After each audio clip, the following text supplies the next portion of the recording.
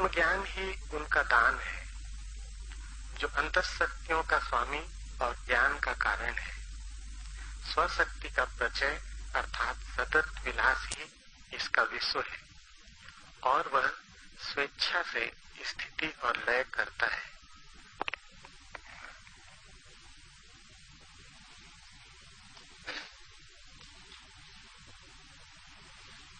प्रार्थना। क्या तुम कहते हो उस पर निर्भर नहीं, वरन क्या तुम हो उस पर निर्भर है। पूजा क्या तुम करते हो उससे संबंधित नहीं, बल्कि क्या तुम हो उससे ही संबंधित है। धर्म का संबंध कृत्य से नहीं, अस्तित्व से है। तुम्हारे भीतर के केंद्र पर अगर प्रेम है तो तुम्हारी परिधि पर प्रार्थना होगी। तुम्हारे भीतर के केंद्र पर अगर अहिर्निश शांति है तो तुम्हारे बाहर के केंद्र पर ध्यान होगा। तुम्हारे भीतर के केंद्र पर अगर पल पल होश है तो तुम्हारा पूरा जीवन तपश्चर्या होगी।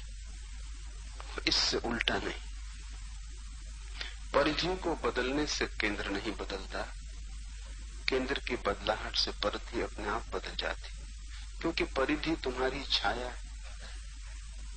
छाया को बदल के कोई स्वयं को नहीं बदल सकता, लेकिन स्वयं बदल जाए तो छाया अपने आप बदल जाती।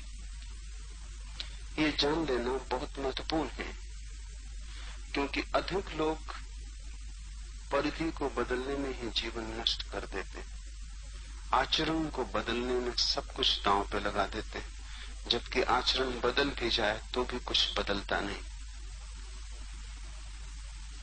तुम आचरण को कितना ही बदल लो, तुम ही रहोगे।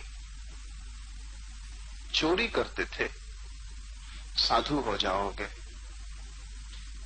धन इकट्ठा करते थे, बांटने लगोगे, लेकिन तुम ही रहोगे। और धन का मूल्य तुम्हारी आंखों में वही रहेगा जो चोरी करते समय, वही मूल्य दान करते समय रहेगा। चोरी करते समय तुम समझते थे धन बहुत कीमत का है, दान देते वक्त भी तुम समझोगे कि धन बहुत कीमत का है। धन मिट्टी नहीं हुआ, नहीं तो मिट्टी को कोई दान देता है। अगर धन सच में ही मिट्टी हो गया तो तुम अपने कूड़े करकट को दूसरे को देने जाओगे, और अगर कोई ले लेगा तुम्हारा धन तो क्या तुम समझोगे कि तुमने उसे अनुग्रहित किया? क्या तुम चाहोगे कि वो तुम्हें लौट के धन्यवाद दे? अगर धन सच में ही व्यर्थ हो गया तो जो तुम्हारा धन स्वीकार कर ले तुम ही उसके अनुग्रहित होगे। तुम सोचोगे कि धन्य भाग मेरे कि इस आदमी ने कचरा लिया, इंकार न किया। लेकिन दानी ऐसा नहीं सोचता। एक पैसा भी दे देता है तो उसका प्रतिकार चाहता है। एक मारवाड़ी की मृत्यु हुई, उसने सीधा जाके स्वर्ग के द्वार पर दस्तक दी और उसे पक्का भरोसा था कि द्वार खुलेगा, क्योंकि उसने दान किया था। द्वार खुला भी, द्वारपाल ने उसे नीचे से ऊपर तक देखा, क्योंकि स्वर्गों में कृत्यों की पहचान नहीं, व्यक्ति सीधे देखे जाते। और द्वारपाल ने पूछा कि शायद भूल से आपने यहां दस्तक दे दी। वो जो सामने का दरवाजा है नरक का, वहां दस्तक दे। मारवाड़ी नाराज हुआ, उसने कहा क्या खबर नहीं पहुंची? कल ही मैंने एक बूढ़ी औरत को 2 पैसे दान दिए, और उसके लिए एक दिन पहले एक अंधे अखबार बेचने वाले लड़के को मैंने 1 पैसा दिया। जब दान का दावा किया गया तो द्वारपाल को खाता बही खोलना पड़ा। अपने सहयोगी को उसने कहा कि देखो वहां 3 पैसे मारवाड़ी के नाम लिखे थे। द्वारपाल चिंता में पड़ा, पूछा कुछ और कभी किया है? मारवाणी ने कहा और तो अभी इस समय कुछ याद नहीं आता। किया होता और याद ना आता? जिसको 3 पैसे याद रहे उसने किया होता और याद ना आता? खाता बही खोजा गया, बस वो 3 पैसे ही नाम लिखे थे। उन्हीं 3 पैसे के बल वो स्वर्ग के द्वार पर दस्तक दिया था अकड़ के साथ। द्वारपाल ने अपने साथी से पूछा क्या करें इसके साथ? उसके साथी ने खीसे से 3 पैसे निकाले और कहा इसको दे दो, कहीं सामने के दरवाजे पे दस्तक दो।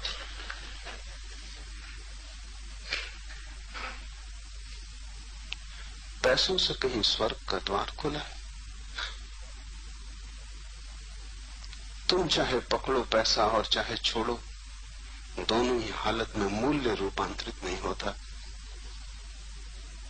तुम चाहे संसार में रहो चाहे भाग जाओ, संसार का मूल्य वही का वही बना रहता है। तुम पीठ करो कि मुंह, यात्रा में बहुत भेद नहीं पड़ता जब तक कि तुम केंद्र से न बदल जाओ। आचरण नहीं, अंतस की क्रांति चाहिए, और जैसे ही अंतस बदलता है सभी कुछ बदल जाता है। ये सूत्र अंतस की क्रांति के सूत्र। एक एक सूत्र को अति ध्यानपूर्वक समझने की कोशिश करें। उनका कण भी तुम्हारे भीतर गिर गया तो चिंगारी की तरह होगा, और अगर तुम्हारे भीतर थोड़ी भी सूखी बारूद है तो जल उठेगी। और अगर तुमने सारी बारूद को गीली कर रखा है तो चिंगारियां पड़ती हैं और बुझ जाती। तुम्हारी कठिनाई ये नहीं कि तुम्हें सत्य नहीं सुनने को मिलता, तुम सत्य को भी बुझाने में कुशल हो। तुम्हारे भीतर सब बारूद गीली, अंगारा भी पड़ जाए तो अंगारा ही बुझता है, बारूद नहीं सुलगती।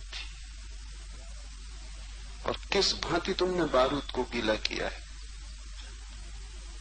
जितना तुम्हारे पास ज्ञान है उतनी ही तुम्हारी बारूद गीली है। जितना तुम सोचते हो कि मैं जानता हूं उतनी ही तुम्हारी बारूद गीली है। वो जानने के कारण ही ज्ञान की चिंगारी भी तुम बुझा देते हो। तुम्हारा ज्ञान की चिंगारी को भी तुम्हारे भीतर नहीं पहुंचने देता, वही द्वार पर खड़ा है, वो बाहर से ही इंकार कर देता है। तुम अपने ज्ञान में ही बेहोश हो। और ध्यान रहे, ज्ञान से ज्यादा बड़ी शराब खोजनी मुश्किल है, क्योंकि उससे ज्यादा सूक्ष्म अहंकार किसी और चीज से नहीं मिलता। धन भी इतना अहंकार नहीं दे सकता, क्योंकि धन चोरी जा सकता है, सरकार बदल सकती है, कम्युनिस्ट आ सकते हैं, कुछ भी हो सकता है। धन का कोई पक्का भरोसा नहीं, लेकिन ज्ञान चोरी नहीं जा सकता, कोई छीन नहीं सकता। तुम्हें कारागृह में भी डाल दिया जाए तो भी तुम्हारा ज्ञान तुम्हारे साथ जाएगा। इसलिए धनी में भी वैसी अकड़ नहीं होती जैसी पंडित में होती है, और वो अकड़ ही तुम्हारे भीतर बारूद को गीला रखती। उस अकड़ को छोड़ दो, तुम्हारी बारूद सूख जाएगी, तब एक चिंगारी भी तुम्हें बदलने में सफल हो जाती, क्योंकि बहुत आग की जरूरत नहीं। बारूद जलती हो एक चिंगारी से ही जल जाएगी, जल सकती हो एक चिंगारी काफी है, न जल सकती हो तो आग भी लग जाए तो भी न जलेगी। ये सूत्र चिंगारियों के तरह हैं, इन्हें अपने ज्ञान को हटा के समझने की कोशिश करना, क्योंकि ज्ञान से समझा तो समझ ही न पाओगे। पहला सूत्र है कथा जप। वे जो शिवतुल्य हो गए हैं, कल जो हमारा आखिरी सूत्र था, वे जो शिवतुल्य हो गए हैं, वे जो भी बोलते हैं वही जप। वे क्या बोलते हैं ये सवाल नहीं, वे जो भी बोलते हैं वही जप, क्योंकि उनके हृदय में संसार न रहा, वासना न रही, अंधेरा न रहा। उनका हृदय एक प्रकाश, उस हृदय से अब जो भी आता है वो जप। उससे जप के अन्यथा कुछ आ ही नहीं सकता। प्रकाश से अंधकार कैसे आएगा? प्रेम से घृणा कैसे आएगी? करुणा से क्रोध कैसे आएगा? अब उनके भीतर से जो भी आता है वही जप। जीसस का बहुत प्रसिद्ध वचन है कि तुम क्या अपने मुंह में डालते हो उससे स्वर्ग का राज्य नहीं मिलेगा, क्या तुम्हारे मुंह से निकलता है उससे स्वर्ग का राज्य मिलेगा। क्या तुम अपने भीतर डालते हो उससे कुछ तय नहीं होता, क्या तुम्हारे भीतर से बाहर आता है वही खबर देता है कि तुम कौन। शिवतुल्य जो हो गया है वो जप नहीं करेगा, जप की कोई जरूरत नहीं, क्योंकि वो जो भी करेगा वही जप होगा। कबीर ने कहा है, उठूं बैठूं परिक्रमा। कबीर से किसी ने पूछा कि कभी जप करते दिखाई नहीं पड़ते? कब करते हो पूजा, कब करते हो प्रार्थना? लोग कहते हैं महाभक्त हो, लेकिन भक्ति कब करते हो? देखते हैं तुम्हें काम में लगा हुआ, कपड़ा बुनते हो, बाजार बेचने जाते हो, लेकिन कभी तुम्हें ध्यान पूजा मंदिर में तो कभी देखा नहीं। तो कबीर ने कहा, जो भी करता हूं वही मेरी परिक्रमा, जो भी बोलता हूं वही मेरा जप, मेरा होना ही मेरा ध्यान। जब भी तुम उत्सुक होते हो ध्यान में तो तुम क्या करते हो? तुम अपने कृत्यों के जगत का एक छोटा सा कोना ध्यान को दे देते हो, जबकि ध्यान कृत्य नहीं। तुम दुकान करते हो, बाजार जाते हो, करना ही पड़ेगा। काम धंधा, जीवन की चर्या बाहर की परिधि पर चलती ही रहेगी। उसी परिधि पर एक कोना तुम ध्यान के लिए भी देते हो। तुम सोचते हो कि चलो बाजार जाने के पहले 2 क्षण मंदिर हो। इस फर्क को ख्याल में लेना। तुम जो करते हो उसी में तुम ध्यान को भी जोड़ लेते हो, और 25 काम करते हो, उसी में एक काम ध्यान। तुम्हारे संसार में 1000 व्यस्तताएं हैं, उसी में ईश्वर भी एक और व्यस्तता है। तब तुम ईश्वर से वंचित रह जाओगे।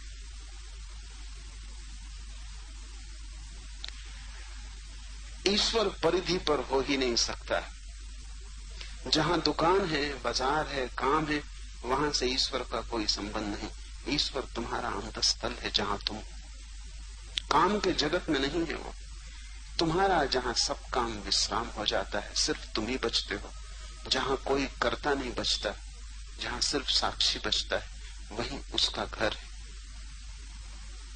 ईश्वर तुम्हारे एक अंग को नहीं घेरेगा, वो महान है, विराट है। तुम पूरे ही उससे घिरोगे तो ही तुम्हें घेर पाएगा। तुमने अगर कहा कि कुछ थोड़ा समय तुझे भी देंगे तो तुम भटकोगे। जिस दिन तुम अपने को पूरा ही दे दोगे, इसका ये अर्थ नहीं कि तुम कोई काम ना कर पाओगे, तुम काम और भी भली भांति कर पाओगे, लेकिन तब तुम्हारे प्रत्येक काम में ईश्वर की धुन बजने लगेगी। तब वो तुम्हारे भीतर होगा, जैसे श्वास चल रही। तुम बाजार जाते हो तब तुम श्वास लेना बंद तो नहीं कर देते, तुम दुकान पर बैठते हो तब तुम श्वास लेना बंद तो नहीं कर देते, तुम किसी से बात करते हो तब तुम श्वास लेना बंद तो नहीं कर देते। श्वास कृत्य का हिस्सा नहीं है, तुम सब करते रहते हो, भीतर श्वास चलती रहती। ऐसे ही जब परमात्मा तुम्हारे भीतर का हिस्सा होगा, तुम सब करते रहोगे और उसकी धारा तुम्हारे भीतर अहर्निश बहती रहेगी। तुम्हारे करने से उसकी कोई प्रतियोगिता नहीं, वो संसार का हिस्सा नहीं। करने से संसार बनता है, कृत्य से संसार बनता है।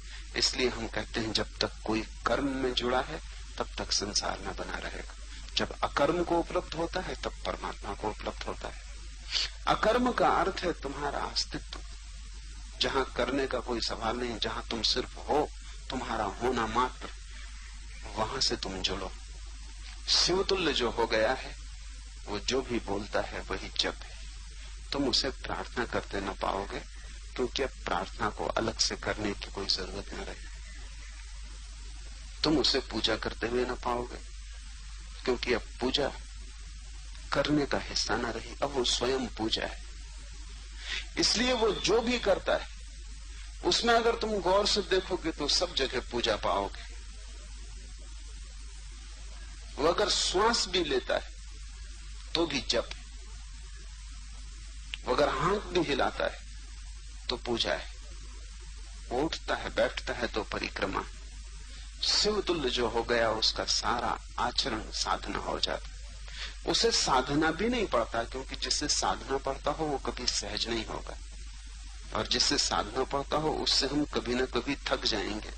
थकेंगे तो विश्राम करेंगे, विश्राम का अर्थ होगा विपरीत में चले जाएंगे। इसलिए अगर तुमने अपनी साधुता को साधा है तो 6 दिन साधोगे, 7वें दिन विश्राम करना पड़ेगा, उस दिन तुम असाधु हो जाओगे। इसलिए तुम्हारे जो साधु हैं उनके जीवन में असाधुता का क्षण होगा ही, क्योंकि साधुता से भी तुम थक जाओगे। एक दिन तो तुम्हें छुट्टी लेनी ही पड़ेगी। कृत्य को कोई सतत नहीं कर सकता, उससे थकान आएगी। इसलिए साधु भी छुट्टी पे होता है, और अगर वो छुट्टी पे ना हो तो तनाव बहुत बढ़ जाएगा। इसलिए साधु के जीवन में भी असाधुता के क्षण होते हैं, और असाधु के जीवन में भी साधुता के क्षण होते हैं। तुम ऐसा पापी न पा सकोगे जिसके जीवन में पुण्य का क्षण ना हो, क्योंकि वो पाप से थक जाता है तो विपरीत में विश्राम लेना पड़ता है। और तुम ऐसा पुण्यात्मा न पा सकोगे जिसके जीवन में पाप का क्षण न हो, क्योंकि वो पुण्य से थक जाता है तो पाप में विश्राम लेना पड़ता है। हमेशा विपरीत में जाकर डूबना पड़ता है ताकि मन हल्का हो जाए। संत हम उसे कहते हैं जिसकी साधुता साधी हुई नहीं, जिसकी साधुता सहज स्वभाव, फिर कोई विश्राम नहीं। तुम सांस लेने से तो कभी विश्राम नहीं लेते, तुम होने से तो कभी विश्राम नहीं लेते। जब तक तुम्हारे अंतस में प्रवेश न कर जाए शिवत्व, तब तक सब ऊपर ऊपर होगा। जैसे तुमने वस्त्र अच्छे पहन रखे हो और भीतर गंदगी हो, अच्छे वस्त्र कितनी देर छिपाएंगे। और जैसे तुमने सुगंध छिड़क ली हो और भीतर से बदबू उठती हो, उस दुर्गंध को तुम कैसे छिपाओगे? हो सकता है दूसरों से छिपा भी लो, लेकिन खुद से कैसे छिपाओगे? इसलिए तुम्हारे साधु प्रसन्न नहीं दिखते, आनंदित नहीं दिखते। दूसरों को साधु दिखते, खुद को तो असाधु दिखते ही रहते। नृत्य नहीं आता उनके जीवन में, उनके क्रोध में कोई अंतर नहीं पड़ता, भीतर तो वे जलते ही रहते। तुमसे छिप जाएगा क्योंकि तुम वस्त्रों को ही देख सकोगे, लेकिन जो आदमी खुद छिपा रहा है वो कैसे बच सकेगा? उसे तो दिखाई पड़ रहा है, वही दिखाई पड़ना कांटे की तरह चुभता रहता है। और जब तक साधु नाच न सके तब तक समझना तो उसकी साधुता संभाली हुई, संभाला हुआ झूठा होता है। जो सहज हो जाए वही सत्य है।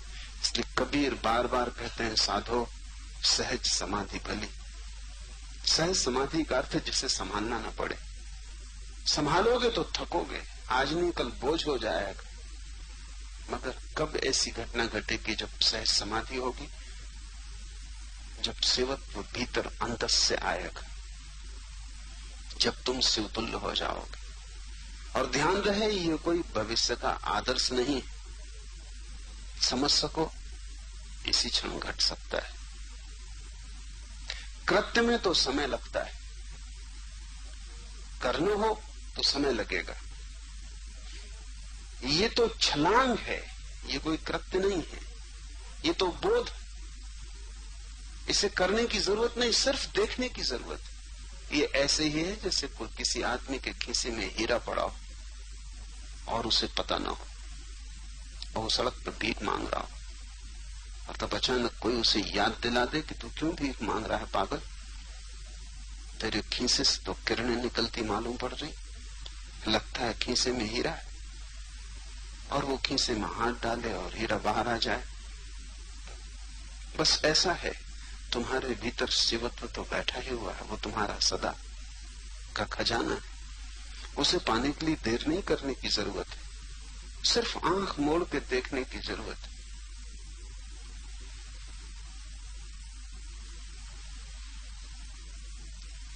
अगर वो कहीं भविष्य में होता तो फिर कठिनाई थी, फिर समय लगता, जन्म जन्म लगते पहुंचते। वो तुम्हारे भीतर। इसलिए शिवत्व को पाना नहीं है, केवल आविष्कृत करना है, सिर्फ उघाड़ना है। जैसे कोई प्याज के छिलकों को उघाड़ता चला जाए, फिर क्या घटता है? एक एक छिलका निकलता है, दूसरा छिलका सामने आ जाता है। उघाड़ते ही चले जाओ, उघाड़ते ही चले जाओ। एक घड़ी आएगी जब सब छिलके निकल जाएंगे, सिर्फ शून्य हाथ लगेगा। ऐसे ही आदमी के ऊपर छिलके, और शिवत्व तो शून्य जैसा है। इन छिलकों को हम थोड़ा समझ लें तो उघाड़ने की आसानी हो जाए, तो तुम्हारा जीवन भी शिव जैसा हो जाए, तो तुम्हारा बोलना भी जप हो जाए। पहली परत क्या है? पहली परत शरीर की, और अधिक लोग इस पहली परत से ही अपने को एक मान के जी लेते हैं। वे ऐसे ही हैं जैसे किसी महल की सीढ़ियों पर बैठ के जी रहे हैं। उस सीढ़ियों को ही घर बना लेते। उन्हें पता ही नहीं कि सीढ़ियां घर नहीं है, सिर्फ घर तक पहुंचने का उपाय है। वो वहीं खाते हैं, पीते हैं, भोजन बनाते हैं, शादी विवाह करते हैं, बच्चे पैदा करते हैं, और उनके बच्चों को तो महल पता ही नहीं चलेगा, क्योंकि वो सीढ़ियों पर ही पैदा होंगे। वही उनका घर होगा, वे वहीं रहेंगे। वे कभी लौट के पीछे की तरफ देखते भी नहीं कि ये सीढ़ियां हैं और हम पोर्च में ही जीवन बिता रहे हैं। महल पीछे, वे कभी द्वार पर दस्तक भी नहीं देते, और जन्मों जन्मों से दस्तक नहीं दी है। द्वार करीब करीब जाम हो गया है। शायद द्वार दीवार जैसा ही लगने लगा है। अब कुछ पता नहीं चलता कहां द्वार है। पहली परत है शरीर की, और शरीर में ही तुम जी लेते हो एक तादाद में, जिससे लगता है कि मैं शरीर हूं। शरीर मेरा है, मैं नहीं। और मेरा कभी भी मैं नहीं हो सकता। जो भी मेरा है वो मेरे हाथ में हो सकता है, लेकिन मैं नहीं। तुम्हारा पैर कोई काट दे तो भी तुम ना कटोगे, पैर ही कटेगा। तुम्हारा शरीर अगर होते तुम, तो पैर कट जाने पर तुम्हें लगता कि मैं अब कुछ कम हो गया। एक पैर कट गया, उतना मैं कम हो गया। लेकिन पैर कट जाए, आंखें चली जाएं, कान खो जाएं, हाथ टूट जाएं, तुम्हारे पूरेपन में जरा भी अंतर नहीं पड़ता। शरीर अपंग हो जाता है, लेकिन तुम पूरे ही होते हो। इसीलिए शायद कुरूप से कुरूप आदमी भी भीतर अपने को कुरूप नहीं मान पाता, क्योंकि भीतर तो तुम सुंदर ही होते हो। शायद इसीलिए कुरूप से कुरूप आदमी भी राजी नहीं हो पाता कि मैं कुरूप हूं, और पापी से पापी आदमी भी राजी नहीं हो पाता कि मैं पापी हूं। बुरे से बुरा आदमी भी एक भीतरी झलक से भरा रहता है कि मैं शुभ। बुरे से बुरे आदमी को भी तुम गौर से देखो तो वो यही कहता है, हो गई भूल, लेकिन मैं कोई बुरा आदमी नहीं हूं। हो गई गलती, लेकिन मैं कोई बुरा आदमी नहीं हूं। वो कृत्य को गलत मान सकता है, लेकिन खुद को गलत नहीं मान सकता, और ठीक है। उसे पता नहीं कि क्यों ऐसा लगता है। आसपास तुम्हारे परिवार में, पड़ोस में, गांव में लोग मरते हैं, लेकिन तुम्हें कभी ऐसा नहीं लगता कि मैं मरूंगा। जरूर कोई गहरी बात होनी चाहिए, क्योंकि घटना इतनी घटती है कि ये प्रतीति ना आए कि मैं मरूंगा। बड़ी हैरानी की, जब सभी मर रहे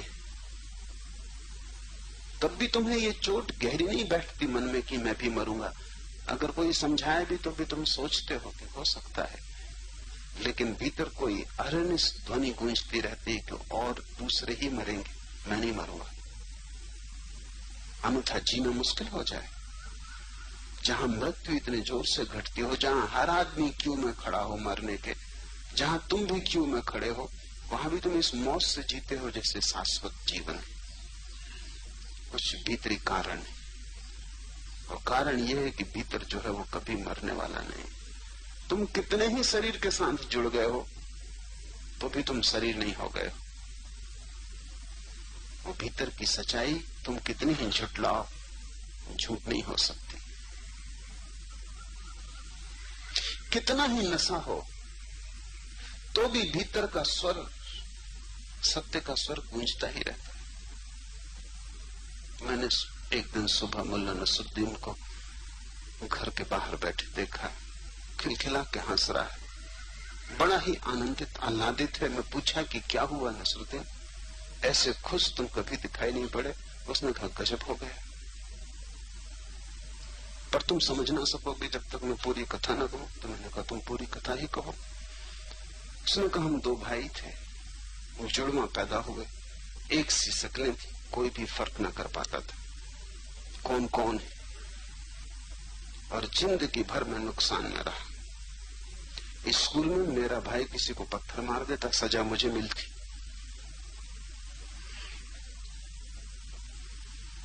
वो चोरी कर लेता, पकड़ा मैं जाता। घर में भी ये हालत थी, उपद्रव वो करके आता, मोहल्ले के लोग मुझे पकड़ के ले आते। और आखिरी तो उपद्रव तब हुआ कि एक लड़की से मेरा प्रेम था, वो उसको लेकर भाग गया।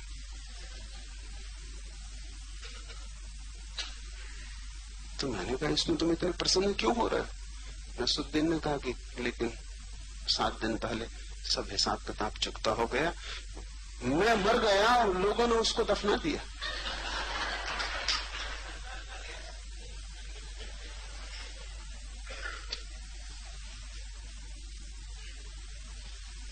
इतनी बेहोशी किसी को भी नहीं।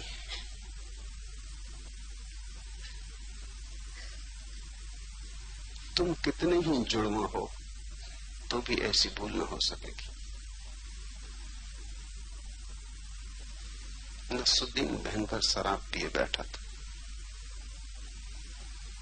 तुमने भी बड़ी शराब पी लगी बहुत जन्मों से, लेकिन फिर भी इतनी शराब कभी नहीं हो पाती कि तुम्हारे होश को पूरा डुबा दे।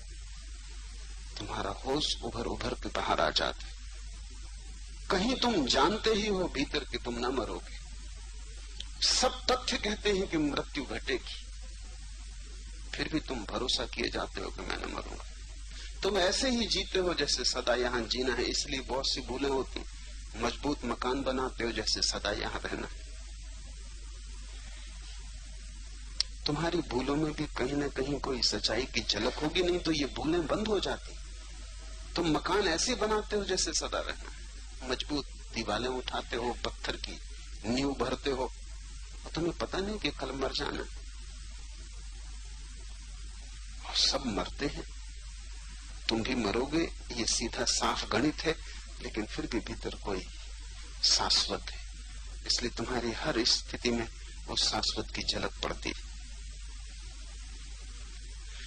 शरीर तुम्हारा है, तुम नहीं। शरीर में तुम हो, लेकिन शरीर ही तुम नहीं। शरीर पहली परत है जिससे तादात्म्य हो गया है, उसके साथ तुम बहुत दिन तक रहे हो, जोड़ हो गया, जुड़वा हो, साथ साथ पैदा हुए। इसलिए तुम्हें भी भूल हो जाती है कि कौन कौन है, शक्ल पहचान नहीं पाते। और इस भूल को साथ मिलता है क्योंकि बाहर से देखने वाले केवल तुम्हारे शरीर को देखते हैं, तुम्हें नहीं देखते। वे तुम्हारे शरीर के चेहरे को तुम्हारा चेहरा मानते, वे तुम्हारे शरीर की आकृति को तुम्हारी आकृति मानते, और वे बहुत हैं, तुम अकेले हो। वे सभी तुम्हारे शरीर को ही तुम्हें मानते, उन सबकी प्रतीति भी तुम्हें प्रभावित करती। अगर तुम्हारा शरीर कुरूप है तो वे कहते हैं तुम कुरूप, अगर शरीर सुंदर है तो वो कहते हैं तुम सुंदर हो, अगर शरीर बूढ़ा है तो वो कहते हैं तुम बूढ़े हो, शरीर जवान है तो वो कहते हैं तुम जवान हो। और उन सब की संख्या बड़ी है, तुम अकेले हो, वे बहुत है। उन सब की प्रतीति भी तुम्हें इस भाव को गहराती कि तुम शरीर हो। उनमें से कोई भी तुम्हारी आत्मा को नहीं देखता। बड़ी पुरानी उपनिषदों में कथा है कि सम्राट जनक ने पंडितों की एक बड़ी